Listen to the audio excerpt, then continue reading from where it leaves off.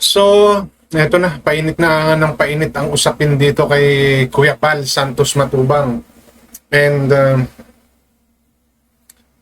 ano kaya yung nangyari sa pag-uusap ni Kuya Bal at saka ni Kalingap Rap? Dahil, di ba, merong live si Kalingap Rap na sinabi niya na siya na yung bahala sa tatay niya. Di ba? Hindi niya na hahayaang si Kuya Bal pa yung sasagot daw. Pero ano tong nangyayari to? Nagkausap na kaya yung mag-ama? Hindi kaya nakinig si Kuya Bal kay Kalingap Rab? No? Kasi ito po ay yung mga magiging katanungan natin eh. Kasi hanggang ngayon, kita nyo naman, tuloy-tuloy pa rin si Kuya Bal. And ngayong araw na to, pupunta siya sa Rapid Tulfo ni Action para siya naman po magreklamo dito kaya nila Beyonce at sa tatay niya. Na samantalang marami ang nananawagan na wag na sanang palakihin pa or wag nang i-content itong si Guapa or si Beyonce. Pero wala po, ito nakikita natin na tuloy-tuloy pa rin yung mag-content ni Kuya Bal at marami pa siya mga kinokontent. Although it's a reaction, di ba? Ganun pa rin. Meron pa rin na pag-uusapan na akala ko ba tigil na. Pero dahil nga sa ayaw tumigil, so okay, reaction tayo. Di ba? Ang sa atin lang naman na ibibigay dito ay yung opinion natin na nakabase doon sa mga pangyayari at sa pagkakaintindi ko bakit nagawa nila yung mga bagay na yan. And ang lalamanin po pala nitong aking content ay yung bakit, no? Ano yung mga gustong ireklamo, idulog ni Kuya Bal kay Rafi. Siya din po ba ay magrereklamo? At kung ano-ano naman po yung kanyang irereklamo. So kasi kita naman natin na nagreklamo ang pamilya ni Beyonce, kaya talagang pati ibang mga vloggers no nakisawsaw. Yung mga dating nakasagutan ni Kuya Bal, ito bumabalik. And, you know naman kung sino sila, pero mayroong iba rin naman na kumakamping sa kanya mga vlogger, no, na binabalikan itong mga taong nagsasalita against sa kanila. And one of those ay itong si Erica, no, na medyo matindi yung revelation ng isang vlogger sa kanya. So gagawin din po natin ng different reaction na. And the other one is may banta sa buhay, no, ni Kuya Bal. Yun ay nanggaling sa isa sa mga vloggers ng Kalingap, si Berador, na mayroon daw silang narinig na may nasend or mayroong nagbanta, no? May audio or video siguro, pero hindi pa nila nilalabas at sinasabi na hindi naman klaro kung sino yun, pero bibigyan pa rin natin ng reaction yun. Bakit nauwi sa ganun? Ano? So ito po yung dalawang lalamanin ng content ko na to at bago po ako magpatuloy, welcome sa aking channel. Kung bago pa lang po kayo sa aking channel, please don't forget to like, share, and subscribe na rin po. And pakihit ng notification bell para maging aware sa aking mga upcoming content. Any comment, suggestion, recommendation, leave it on our comment section. Issue lang po tayo, walang personalan.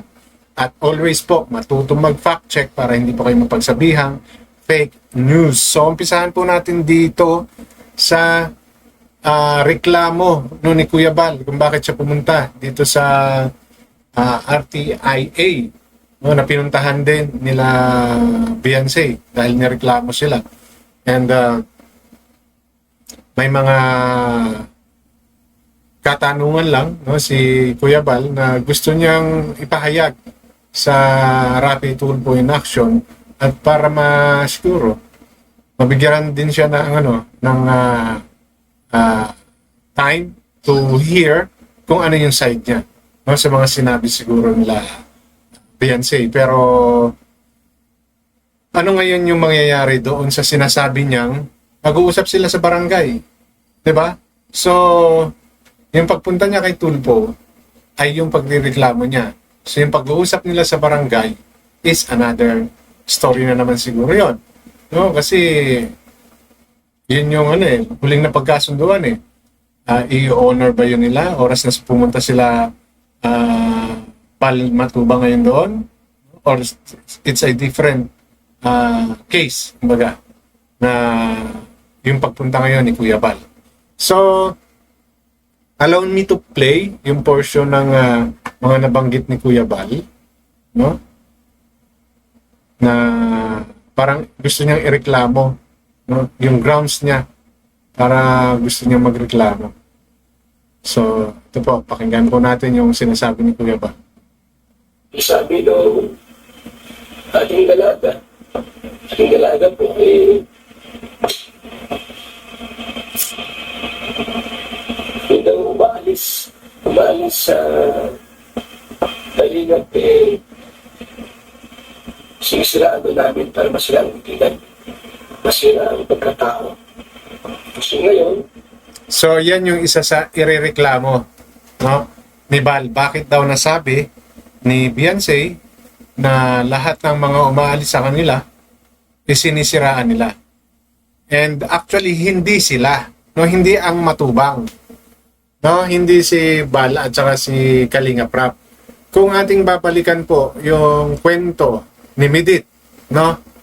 Hindi naman po ang mag-ama yung ang problema ni Midit, di ba? Ang sumira kay Midit ay yung mga vloggers. Yung mga vloggers ng Kalingap. Sila po yung bumanat kay Midit. So, I'm assuming yun din yung sinasabi ni Beyonce na sumisira sa kanila. No? Hindi yung mag-ama. So, sa kaso nila Beyonce, doon sa sinasabi niya yun, maaaring yung mga vloggers ni Kuya Bal. And if this is the reason, no, wala pong control si Kuya Bal sa mga ganung bagay. Kasi kahit nasabihan natin na sila ay pinagsabihan na ni Kuya Bal, no, nasa sa kanila pa rin po yun kung maniniwala sila o hindi. No? Kaya hindi masasabing kasalanan ni Kuya Bal kung sila man ay nabalahura, no? Or ni Kalinga Prab.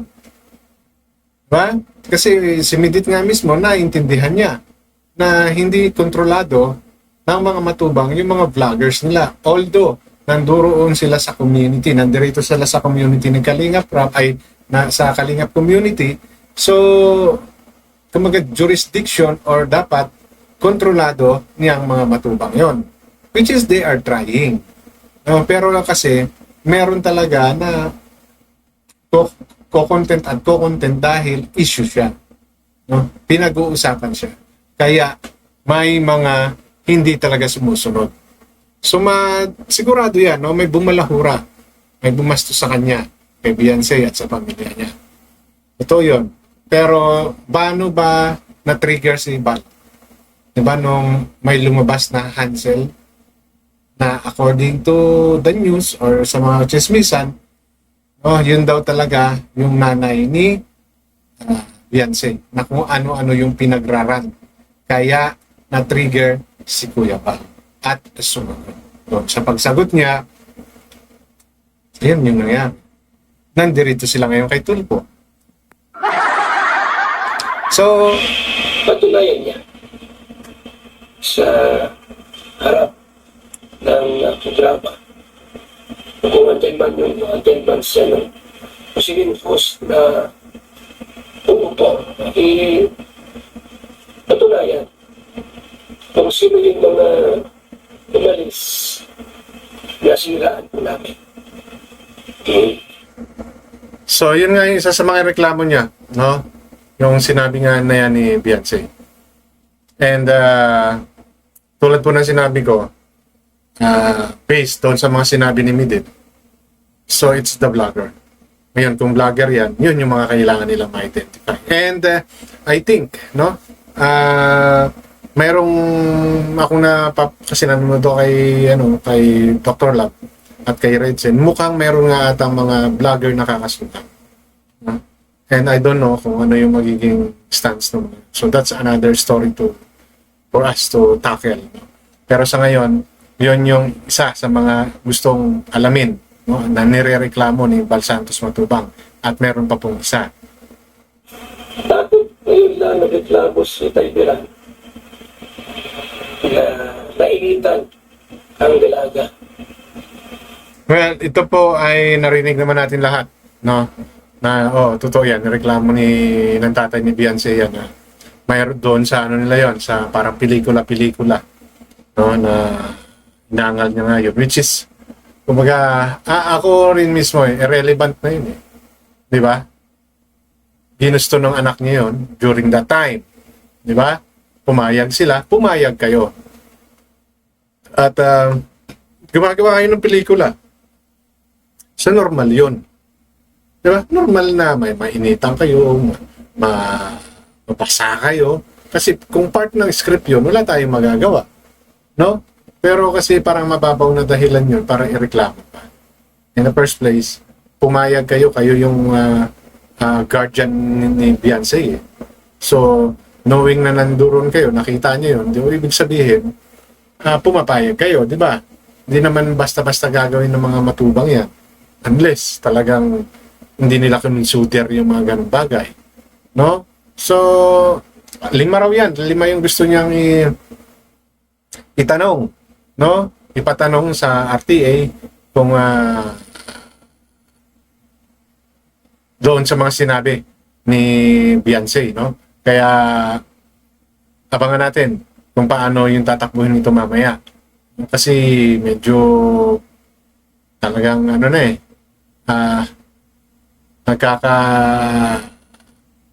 hindi na maganda yung nangyayari sa community, no? Imbis na makapag-focus sila sa pag-charity, nahihila ng ganitong issue. Di ba? And yun na nga, akala ko talaga, si Kuya Bal, pahinga na. Mukhang tuloy-tuloy pa rin siya. No? Kaya, ngayon, hindi pa masyadong napapansin dahil siguro, hindi nabibigyan ng atensyon itong naging paliwanag ni Kalinga Prab, no? Nasaan na ngayon yung sinasabi niya na kakausapin niya si Kuya Bal to lessen the content, no? Or iwasan ng may content si Beyonce. Okay, nakikita naman natin na hindi niya kino-content si Beyonce, pero indirectly nai-involve si Beyonce dahil sino ba nirereklamo niya? Si Dr. Love na kanyang scouter at yung nanay at tatay niya. So yun yung mga na-involve. Kaya medyo talagang magtatagal pa itong issue na to. No? Tatagal pa to. And sana sa pagtagal nito, makakita tayo ng maliwanag na ebidensya or maliwanag na kasagutan dito sa mga nagpapangay. So yan po muna dito, no? Kasi 5 daw yan. So 2 lang yung atin, then panoorin nyo na lang po yung the rest doon sa kanyang video. Dahil medyo mahaba na po. And gusto ko pa po bigyan ng reaction itong mga sinabi ni Virador regarding sa death threat, no? Kay Kuya Bal. So, ano ba yung katotohanan dito? Boss Virador, please let us know. Totoo yung mga sinasabi ng mga commentator natin na may threat talaga sa buhay ni Kuya Bal Santos Matubang. Then i-play natin mga kaibigan. I-play po natin ang video niya para sa ganun. Or yung voice message kung sino yung sa ganun nito. Yung nag-voice message nito mga kaibigan, mga kaibigan. Kasi dito, sa threat na to, ito maganda. Hindi ito maganda mga kaibigan kasi parang may pagbabanta na sa buhay ni Kuya Bal Santos Matubang. At hindi na ito, hindi tayo pwedeng mag-relax, hindi tayo pwedeng maging kampante sa mga sinasabi na ito kasi Okay. hindi natin alam. So, sabi niya, mayroon silang audio or video, no? Na magpapatunay. Kaya lang kasi nabanggit ni Virador na parang may nakalagay daw na or may narinig sila sa audio na tigilan nyo na ang pamangkin ko. So, medyo malabo, ano? Kung kanino yung death threat na yun. Diba? Kasi walang minention ng pangalan. May pangalan ba kayo narinig? Di ba wala? And what reason, no, para magkaroon ng death threat si Val Santos? Dahil lang ba siya ay naging vocal sa mga sinasabi niya, wala na siyang karapatan na magsalita? Sa threat na to, ay hindi ito maganda. Hindi ito maganda mga kaibigan kasi parang may pagbabanta na sa buhay ni Kuya Bal Santos Matubang. At hindi na ito, but hindi tayo pwedeng mag-relax, hindi tayo pwedeng maging kampante sa mga sinasabi na ito kasi hindi natin alam ang katotohanan o hindi natin alam kung ano yung pwedeng mangyari mga kaibigan. Kaya nga, kagabi pa lang, nagkaroon na tayo ng ano sa ating mga kasama tungkol, ingat po. Kailangan nating anuhan kaagad si Kuya Bal Santos Matubang. So, yan, no? Narinig po natin yung sinasabi ni Virador, no? Na mayroong death threat daw sa buhay ni Kuya Bal. At meron silang video siguro, kasi may nababanggit dyan si Virador, na meron silang video na magpapatunay na mayroong threat, no? Sa buhay ni Kuya Bal. Now, bakit na uwi sa ganito? At ano yung reason para magkaroon ng death threat si Val Santos Matubang? No? Dahil ba sa mga sinasabi niya? Ano ba ang mga nasabi ni Val para siya ay magkaroon ng death threat? Di ba? Kasi ang sa kanya lang naman ay sumasagot siya. Oo, meron siya mga nabibitawang salita na maaaring masakit. No, pero para mapunta, mauwi, no, sa death threat na parang kakaiba naman. No, parang medyo ganun ba kalalim yung kasalanang nagawa ni Val Santos o ito ay pananakot lang, no? Gawa-gawa lang para lang ma-hype lalo yung sitwasyon, yung issue, di ba? Kasi hindi ko makita yung malalim na dahilan para bigyan ng ganyang katindi, no, na baga hamon, no, na buhay yung iyong kukunin na for what? Dahil lang sa mga isyong nasasabi. Alalahanin po natin, lahat ng mga involved dito sa usaping ito ay mga matagal na sa social media. No, kung yan man ay yung mga nagsasalita ngayon ng mga against, no, kay Val Santos Matubang or sa Kalingap community, no, para hindi nila maintindihan ano to, napikon, nainis kay Val Santos Matubang kaya nagkapagsalita ng ganito. And kung ito naman ay gawa-gawa lang, well, pwede rin mangyari, di ba? Para ma-hype yung issue, para lalong pag-usapan. Di ba? Ganun lang naman yun eh. So, pwede kasing ganun lang eh, no? Pero yung maging buhay na yung kapalit, parang, ewan ko, no? Para sa akin, medyo masyado ng drastic kung mauwi talaga sa ganun. Pero katulad nga sinasabi ni Virador, wala namang masama kung mag-iingat. Di ba? Kasi buhay na nga yung nakataya dyan. So yung mag-ingat is walang mawawala sa kanila. No? And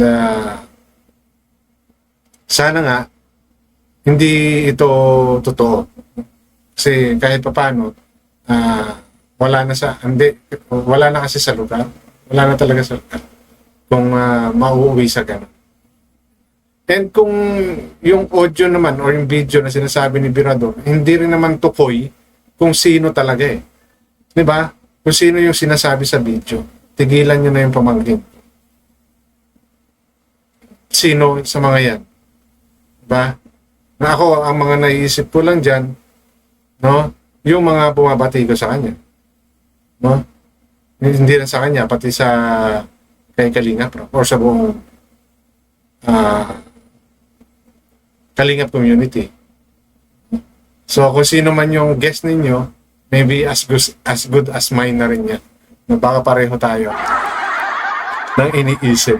Pero, yun lang, hindi ko talaga, parang wala pa ako sa point na gano'n na nagkakaroon ng